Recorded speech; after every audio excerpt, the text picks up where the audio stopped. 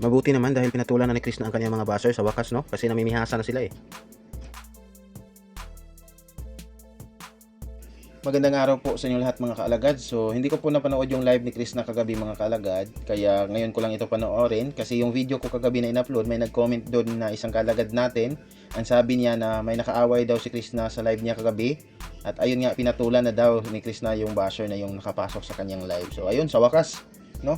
Marunong nang pumatol si Krishna sa kanyang basher. Maganda din yan. Minsan talaga kailangan mo din silang patulan para madala ba. Kasi nasasanay sila eh. Parang nakampante sila mga bash kasi wala kang paki sa kanila. Maganda, good. So tara, i-check natin itong live ni Krishna kung ano yung talagang totoong mga pangyayari dito. Kung legit ba talaga na pinatulan niya yung kanyang mga basher. Nagalit na dito pala, nagalit yung nagsimula yung galit ni Krishna. Oh. May nag-comment kasi na sabi niya VIP pa more. May nakita siguro siyang usok dito sa live ni Krishna. Pero ayun nga, katol, hindi siya VIP, katol lang, may katabing katol si Krishna. So, payo ko din sa mga basher siguro itong nag-comment. So, may payo ako sa mga kalagad natin na mag-join sa live ni Krishna. Kapag may nakita kayong mga ganyan-ganyan, like usok, na hindi pa kayo sigurado, hindi nyo pa talaga totally nakita kung ano talaga yung puro pagdududa pa lang yung nasa utak nyo, wag kayong mag-jump into conclusion na, ayun, makakita lang kayo ng usok, halimbawa, nag-vape agad. No?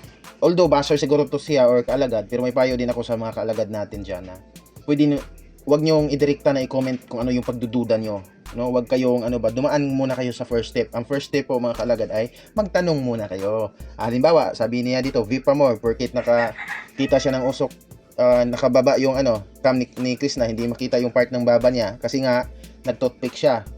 Medyo naman kung iharap ni Krishna yung habang nagtututpick siya, iharap talaga niya yung bunganga sa camera, di ba? So kaya binaba ni Krishna yung camera para nang sa ganun yung part lang ng noo ng mukha niya yung makikita.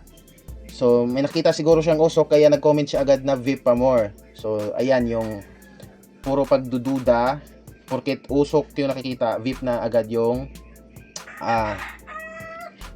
yung nasa utak. So, mga kaalagad, ang tama dito, pwede naman itanong kung ano yung usok, Chris, bakit may usok po, yan po yung maging responsible po tayo sa ating comment. Huwag po tayong agad ba, talon agad sa comment na ganyan.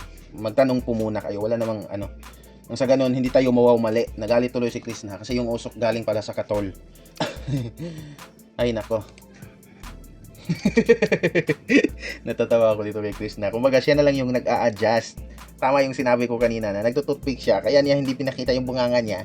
Na baka daw kapag pinakita niya yung bunganga niya habang nagtututpick, baka sabihin na naman daw ng iba na wala naman daw siyang respeto. Kumbaga sa isip siguro ni Krishna ngayon, lahat na lang ng galaw niya, may masasabi yung iba na negatibo. Kaya siya na lang yung nag-adjust. Baka masaway pa siya na walang respeto kasi bakit nagtututpick siya na hinarap talaga niya yung bunganga niya sa camera, pinakita talaga. So, dito nagtago na siya. Tapos, may isa pang nagtago na siya para hindi masaway sa pagtututpick niya. Pero yung isang nag-comment dito, ang napansin yung usok sa paligid ni Krishna, kaya nag-comment siya ng VIP. So yun yung nagpagalit kay Krishna dito mga kalagad. Ingat-ingat sa mga basher dyan dahil nanggigigil na si Krishna. Nako, lagot kayo, papatulan na talaga kayo. Kumusta na kaya yung basher ni Krishna, nakakilala lang niya nyo na yung gumawa talaga ng account, bagong account para makapambasa sa kanya. Sabi kasi niya, kilala lang daw niya, kapitbahay ba siguro yun, basta pumunta ng bahay nila. Kumusta na kayo yun? Ano na kayong update dun? May iba kasing kalagad natin na ang suggestion nila ay pabarangay daw. Kasi di biro yung inggit kapag lumala yung inggit. Nako, may iba talaga na handa nang gumawa ng masama dahil hindi na makontrol ang kanilang inggit na nararamdaman. Kaya tama lang yung suggestion ng mga kalagad natin na ipabarangay ni Krishna yung tao na yon. Kasi kilala ni Krishna may duda siya kung sino. Gagi. Yung unang comment, VIP pa more. Tapos may pangalawa pang comment na katol or smoke. Ano ba guys? Yung smoke daw is sigarilyo. So nagalit si Krishna dito na katol nga ni kung gusto mo, hitin mo yung katol. hirap din imintindi din itong iba sa live niya.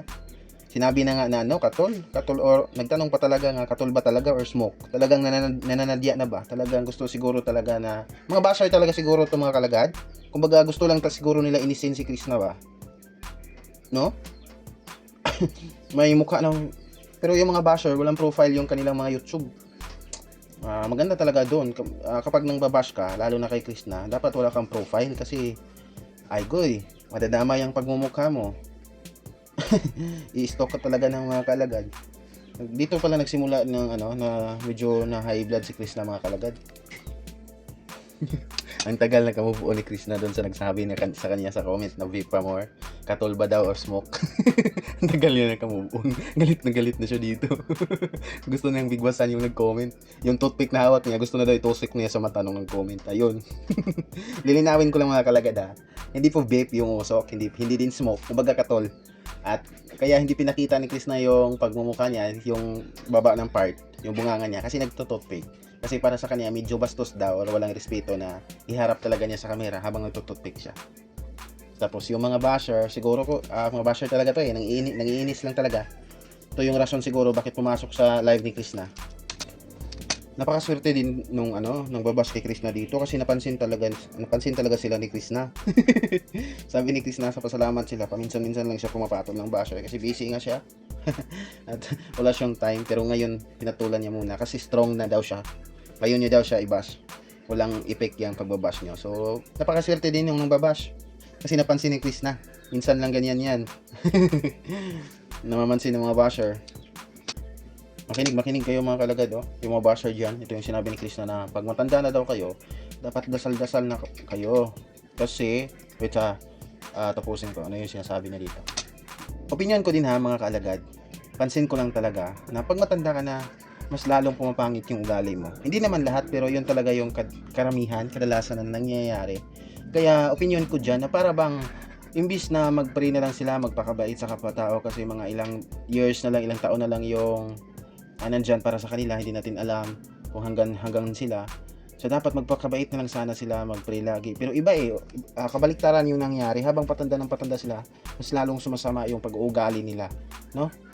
Siguro, mga kalagad, ang rason kung bakit ganyan talaga kasi habang tumatanda sila, mas lalong lumalakas yung hamon na kumbaga na hamon na maging mabait sila. Kaya hamon na siguro nila na malapit na silang kunin ni Lord, like that, kasi matanda na sila. Kaya may challenges na ganyan sa pag-uugali nila na sa kanila lang, na sila lang yung makakadaig na mag-control at labanan yung masamang pag-uugali na yun.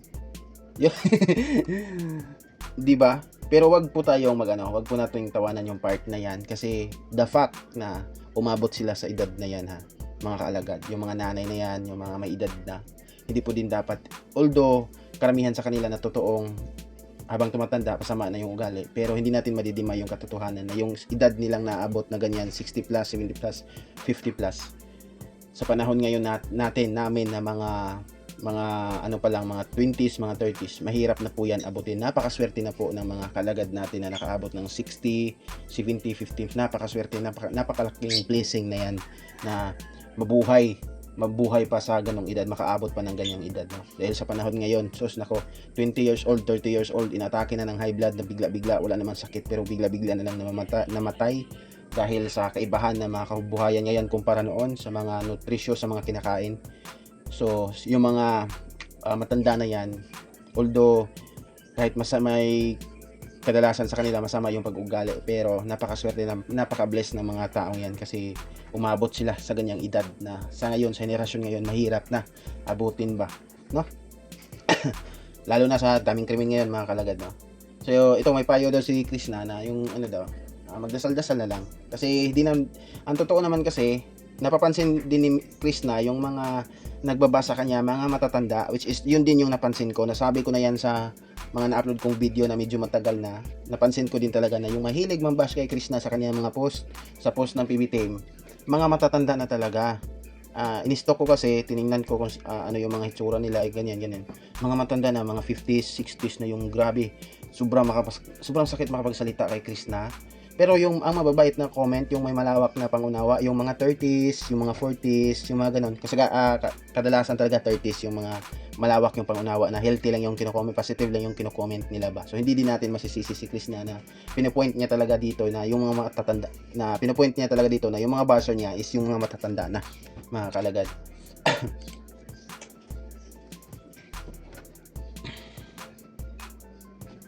No, di ba? Sinabi dito ni Krishna na sa panahon ngayon, ang kadalasan talaga manlait or mambash yung matatanda na pangit. Di ba si Krishna, nanggaling yan mismo kay Krishna mga kaalagad ha. Iwan ko ba bakit dun sa mga matatanda na mga nanay, feeling nila hindi sila nakagawa ng kamalian nung time na nasa edad pa sila ni Krishna. Kung makapag-comment sila ba, parang perfecto sila na umabot sa ganyang edad na wala sila mismo nagawang mga bagay-bagay na mga kasalanan ba. Parang naabot nila yung edad na yan na perfect lahat yung mga ginawa nila, wala silang kasalanan. Iwan ko ba kung ayan, naiinis na tuloy si Krishna. No? Buti naman napansin ni Krishna yung mga basher niya. Mismo.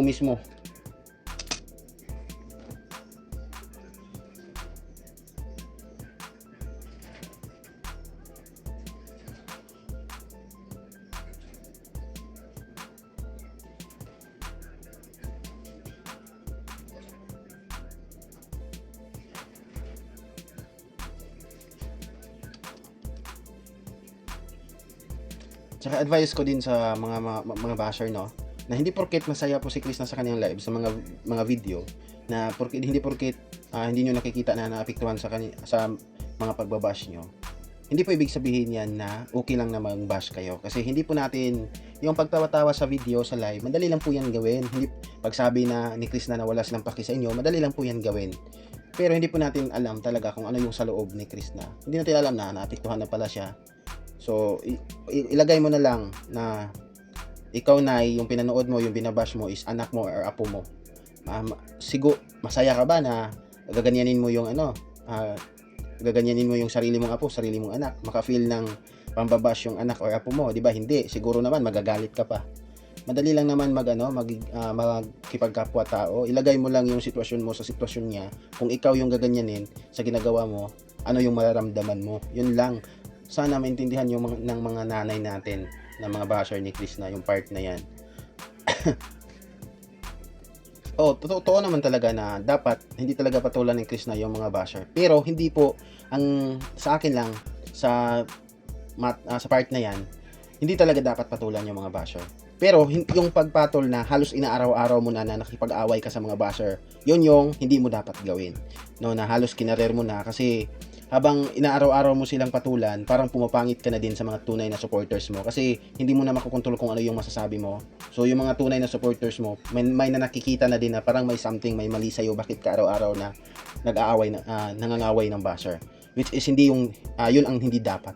Pero yung pumatol ka sa basher na paminsan-minsan lang, like itong ginawa ni Krishna, na ngayon lang natin mga kalagad nakitang pumatol sa mga basher, ito yung dapat na pagpatol.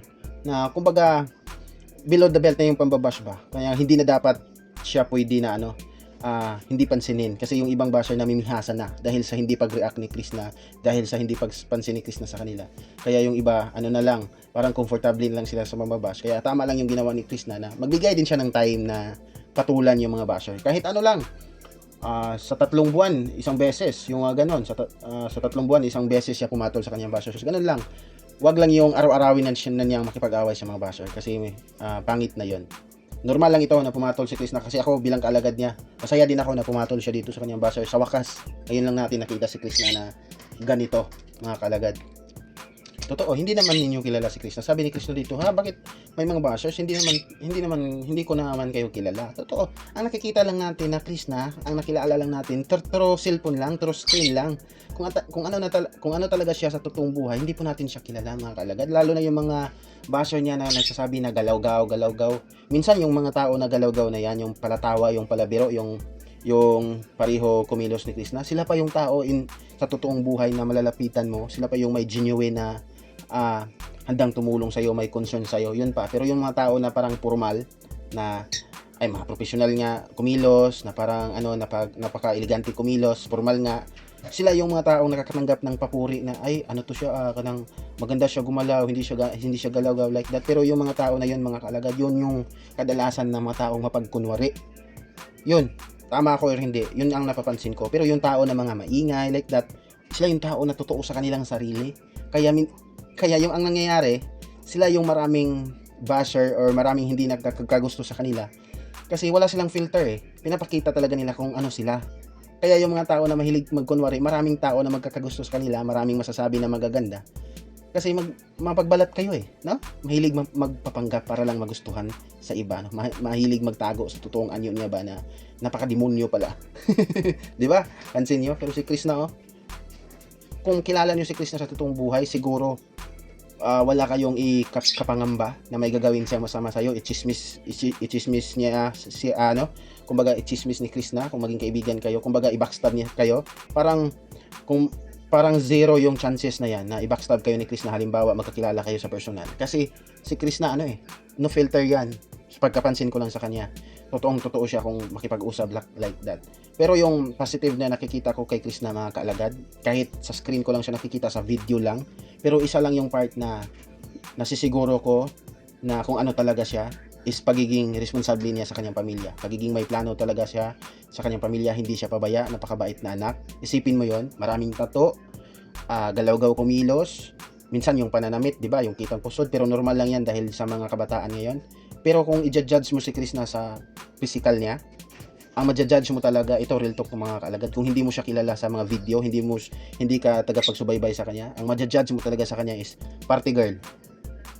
Di ba mga kalagad, yun yung ma-judge mo sa kanya, ano ba tong babaeng to, dumadaming tattoo, tapos ano pa gumalaw, sobrang ingay pa, mga ganun, lumalapit sa mga lalaki like that, kahit walang mali siya kay Chris na, pero sa ibang tao, ayun, ano ba to, galaw-gaw naman, like that, pero yun ang ma-judge nyo. Pero pag sinubaybayan mo siya, kung magiging kaalagad ka niya, damdamin mo talaga yung vlog niya kung ano siyang uri, hindi, nagkakamali ka, opposite yung iniisip mo, mali yung husga mo sa kanya. Isipin mo yun, no? Maraming tato, galaw-gaw, pero tingnan mo yung plano sa buhay, hindi mo maintindihan. Yung lupa binili nang sa ganun mapasa kanila ulit dahil yung puntod ng kapatid niya nandoon, yung pinsan, di ba? Yung pera, farm yung nasa isip niya, farm, bumili ng kambing, mga alagang hayop, kasi magtayo siya ng farm para sa kaayusan. Iniisip niya yung mga magulang niya, yung mga bagay na mahirap i-access ng mga magulang niya noon, na kailangan pang pagpawisan ng mga magulang niya. Sa ngayon pwede nang mas lalong mapamadali ni Chris na dahil may pera na siya, na pwede siyang ng tao, magbigay lang ng pera na magtrabaho ng gano'n, nang sa gano'n mapadali yung ano man yung gustong gawin ng mga magulang niya. Di ba? Isipin mo yon, may sweldo na siya sa pagbablog. Tapos kung sa iba yan, kung totoo yung husgan nyo kay Chris na party girl siya, yung sahod niya dito sa kanyang pagbablog, ayun, hindi niyo makikita na bumili ng kambing, binili ulit yung lupa, hindi niyo makikita kasi pinupunta na ng Boracay, Siargao, club. Imagine, di ba? Pero makapag-bash kayo, parang kilala niyo si Chris na sa totoong buhay. So siguro talaga itong basher na to, mga basher dito is sumulpot lang ito nung nagka-issue yung Chris Pao. Pero after noon, hindi na nila sinubaybayan yung anong mga ganap ni Chris na sa kanyang mga vlog, no, kung ano yung pagbabawi niya dun sa lupa, yung mga plano ni Chris na sa pamilya niya, yung pagpa-farm, hindi na napanood ng mga ito. Ang pagbabash lang nila, ang binabasihan lang is nung nangyari sa Mindoro. Kaya hanggang ngayon may galit pa sila, talagang hindi nila nagustuhan itong babaeng to. Kasi sa post ni Sir Paul hanggang ngayon dun sa Facebook, madami pa ring mga nanay na nagbabash kay Chris na talaga, no? So siguro na payo ko din sa mga basher, kung nakadepende kayo dahil naging basher kayo dahil doon sa nangyari sa Mindoro, kung pwede, bago kayo mang bash, panoorin nyo yung mga video na na-upload ni Chris na after nung nangyari sa Mindoro, kung ano yung mga achievement niya or kung ano yung mga ginagawa niya ngayon, no? Dito sa comment section naman mga kalagad sa live ni Chris na masaya yung mga kalagad natin at sumang-ayon sa kanya yung karamihan sa mga kalagad na patulan yung mga basher, no? Kasi namimihasa na daw talaga, no? Agree sila kay Chris na dito na patulan minsan yung mga nambabash sa kanya. Hirap nito mga kalagad kapag may live si Chris na, baka yung mga basher na ito is papasok, baka mag-aabang lang sila sa live ni Chris na ba, tapos mangbabash, so may stress yung bata natin. Kaya kayo mga alagad, kapag mag-live din si Chris na, kung pasok din kayo para nang sa ganon, merong taga-supalpal doon sa mga nangbabash para hindi mamihasa ba.